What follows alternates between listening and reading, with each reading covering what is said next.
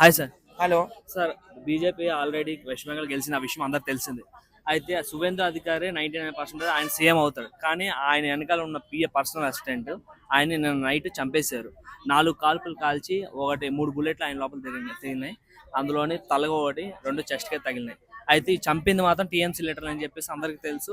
Already news కూడా viral. దానికోసం మీరు ఏం చెప్పాలనుకుంటున్నారు? టీఎంసీ అంటే మీ అందరికీ తెలుసు, వాళ్ళు బంగ్లాదేశ్ టెర్రరిస్టులు. అందుకే వాళ్ళు ఇంత క్రూరంగా చంపేశారనమాట. చాలా విచారకరం. వాళ్ళు ఓడిపోయామనే నిస్పృహలో చచ్చిపోతున్నారు. ఖచ్చితంగా వాళ్ళ మీద యాక్షన్ తీసుకోవాలి. వాళ్ళందరూ కూడా ఉరిశిక్ష చేయాలని నేనైతే కోరుకుంటున్నాను. ఒక 2-3 రోజుల్లోనే సుగంధ అధికారి కానీ ఇంకా వేరే మహిళ కానీ బీజేపీ పార్టీ నుంచి వెస్ట్ బెంగాల్లో సీఎంగా ప్రమాణ స్వీకారం చేయబోతున్నారు. ఈ పిచ్చిది, ఈ రాక్షసి మమతా బెనర్జీ, ఈ దేశద్రోహి నేను రాజీనామా చేయను అంటుంది. నిజంగా అసలు దేశ చరిత్రలో, ప్రపంచ చరిత్రలో ఓడిపోయిన వాళ్ళు ఎవరైనా అట్లా చేశారా? ఫస్ట్ టైం మేము ఇట్లాంటి స్టేట్మెంట్స్ ఇస్తుంది. నువ్వు రాజీనామా చేసేదేటి? గవర్నర్ ఇంకొక గంటలో నీ గవర్నమెంట్ని బర్తరఫ్ చేసేస్తున్నారు. ఒకసారి ఆర్టికల్స్ చదువుకో. ఆర్టికల్స్లో ఏం రాశారు మన అంబేద్కర్ గారు, ఓకేనా? నిజంగా చాలా దురదృష్టకరం అండి. వాళ్ళు ఓడిపోతేనే ఇంత క్రూరత్వాన్ని, ఇంత ఇలాంటి దుర్మార్గాలను చేస్తున్నారంటే వాళ్ళు గెలిస్తే ఇంకెంత చేసేవారు? దోమెలిందా? సో వాళ్ళు ఓడిపోయారు కదా, నిరాశ, నిస్పృహలో, బాధలో వాళ్ళు ఇట్లా చేస్తున్నారు. ఖచ్చితంగా బదులు ఇస్తారు మోడీ గారు. ఖచ్చితంగా వాళ్ళని జైల్లో వేస్తారు.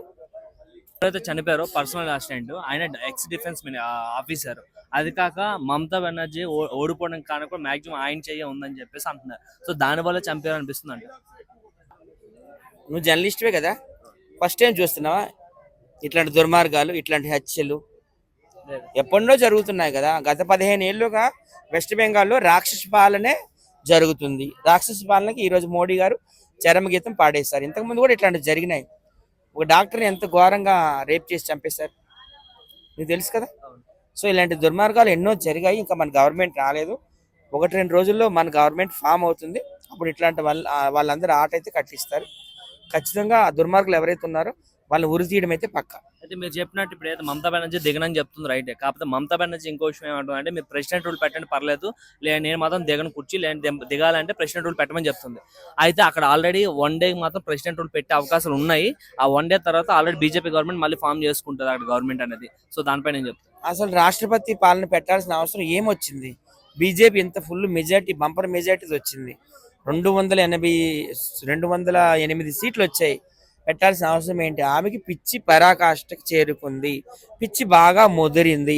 ఆమె రాజీనామా చేయని పక్షంలో ఆర్టికల్స్ అన్ని చూస్తారు. భారత రాజ్యాంగంలో ఉన్న ఆర్టికల్స్ అన్ని చూసి గవర్నర్ గారు ఈ రోజు సాయంకాలం బర్తరఫ్ చేసేస్తారు నేను విన్నాను.